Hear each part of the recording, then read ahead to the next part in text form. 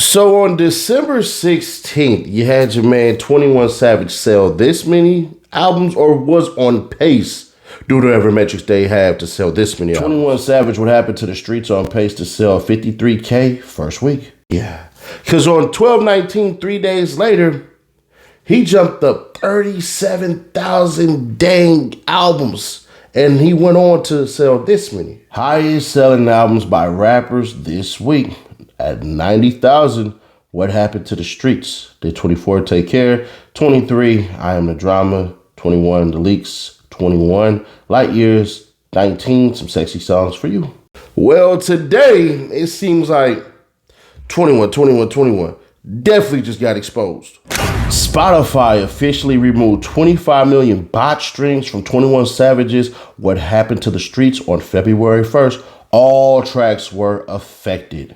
Hold on, wait. Time to get you paid. That QR code, or tap that link in the description. That's free cash as soon as you put that app on your phone and sign up. $5 on Nash. You know, they used to come with that $5 install. Yeah, as soon as you install it, man, and get yourself started today, bruh. Everybody, y'all go to some of the comments, bruh. The whole entire scam shit, that shit died. Cats talking about, yeah, we winning some money. Man, that'd be a whole lot of money. But if you want to win some money, shit, free cash. Hit that QR code or tap the link in the description. Let's get back to me destroying this shit that the industry trying to do to 21 Savage. All right. Because this picture flashes on the screen and immediately your brain goes, wait, what the Hold on.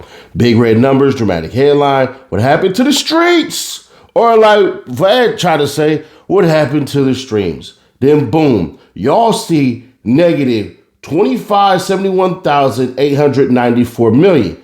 And the internet already decided Spotify deleted 25 million streams.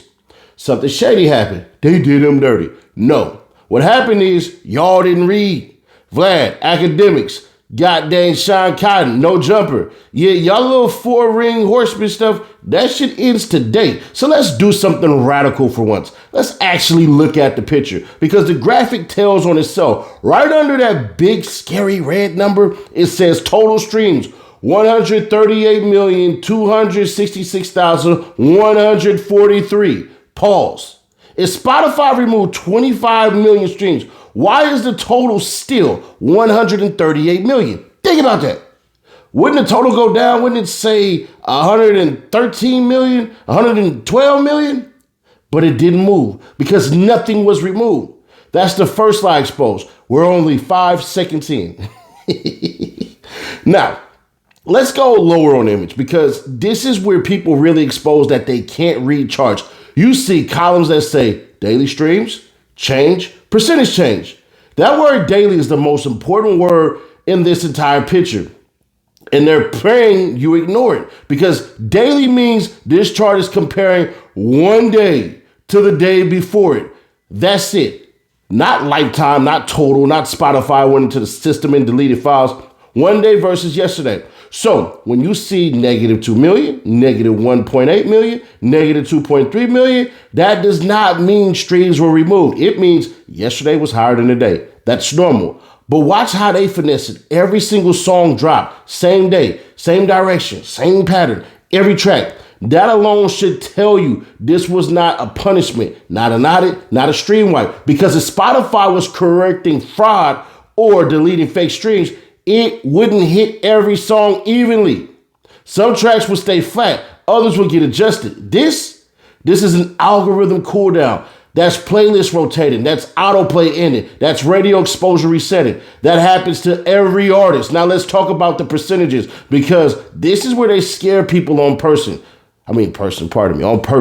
You see numbers like negative 1,800%, right? You see 2,000%, right? 2,100%, right? 21. And people go, damn, that's insane. No, that just means the comparison day was inflated.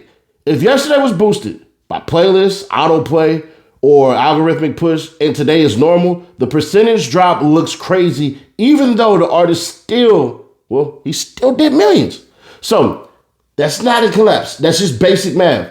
But here's the biggest tell that this whole narrative is bullshit. If Spotify actually removed 25 million streams, the industry would be buzzing. Labels would be responding. Royalties would be reflected. Spotify would issue a statement. Artists would be tweeted. None of that happened. Why? Because nothing happened.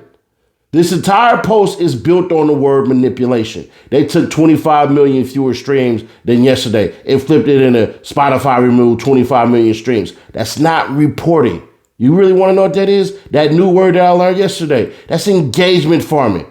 They know most people see red numbers, don't recharge, react emotionally, argue in the comments, and guess what that does? Boost the post. Now, here's what I want y'all to really lock in.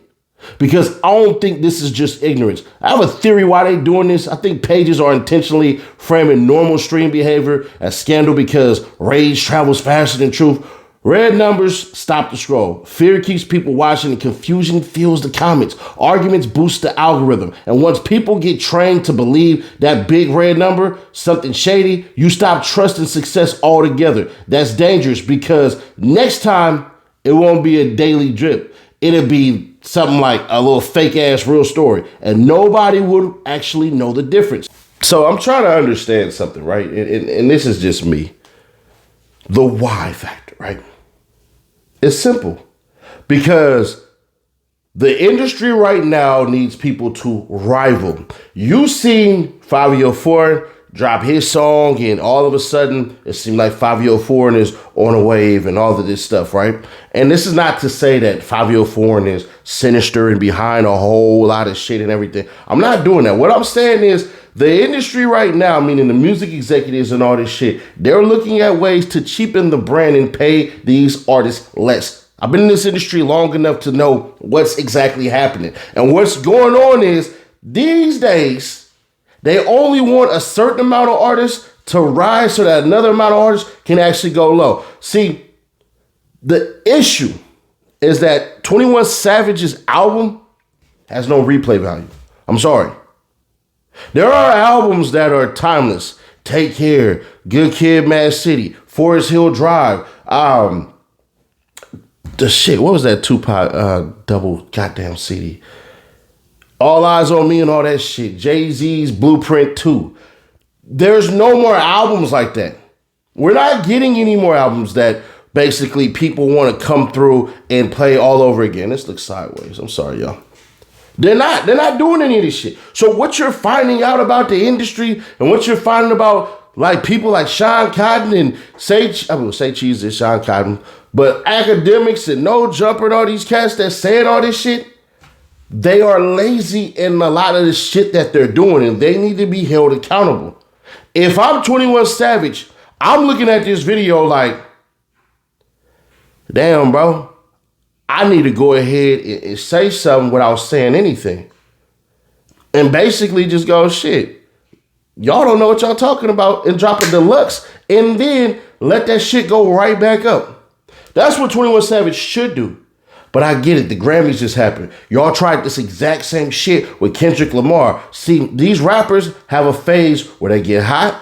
Everybody listen to their stuff. Everybody listen to their stuff. Everybody listen to their stuff. And then it kind of dwindles down. And then it gets cold. And then you don't listen to this shit no more. And all of a sudden, if something major happens, then boom. See, the industry right now is built and filled on drama. Legal drama, artists on artist beef, artists with label beef, artists within their own certain circles beef, artists who beef against their city. It's built on bullshit and beef. And don't worry, we all raking profits and all that stuff, myself included. But the difference is, with channels like mine, we gonna always tell you the truth, even if it looks ugly. Even if. Like, I had to remove that damn J. Cole video. I just had to, because he wasn't mentioning Ceddy Nash. He was talking about SETI. That's why his first bars was like that. Now, I took the bait and I'm like, shit, hell yeah. But no, so we just took the video down because at the end of the day, we're not about pushing false ass shit. When we get it wrong, we get it wrong. When we get it right, we get it right. And that's one thing you can expect from a channel like this. I'm not here to bash 21 Savage.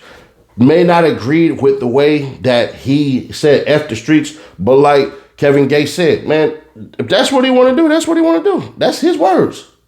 Can anybody tell that man how to feel about certain shit? I just disagree. It should have kept it at that. So at that point in time, bro, with cats like 21 Savage, man, when y'all doing your thing, don't worry about these goddamn labels. Don't worry about anything except your core fan base. See, what people fail to realize is you never know how much people really rock with you until it's time to rock with you. And it seems like, to me, everybody is trying to steal that wave that Atlanta has kept its foot on the game for the last 25 years. But when people understand that unity and trying out experimental shit musically, that's what's going to get you, then you understand. See, there's a reason why certain artists come out and then the whole industry wants to go ahead and basically rock with them. Remember when the Migos first came out? Bro, you could play a T-shirt right now. That song going to hit probably harder than ever. And you're going to have an appreciation. We don't have that. We have scarcity in the music industry because everybody wants to be scared. I still listen to, what the hell's that shit called? Get Rich or Die Trying. I still know every single song on that damn shit. I even listen to Massacre. Know every song on that one. Carter 2. Know every song on that one. The Fix, Scarface. Know every song on that one. Snoop Dogg, even though y'all gonna be like, what? Hell nah. That Pay the Cost to Be a Boss. In Rhythm and Gangster, because it is what it is. But the industry is suffering from replayability. It's like hot today, hot today, hot today. And that's why the Drakes and the Kendricks and the J. Coles and even Future are surviving, bruh. I'm catching myself listening to old Future every day. Let the Benjamins burn. Y'all gotta get back to that. And if y'all don't, this type of manipulation that these so-called industry heads like Say Cheese and academics and No Jumper and Vlad and all that act like they know, they're not in the know. They're pushing something.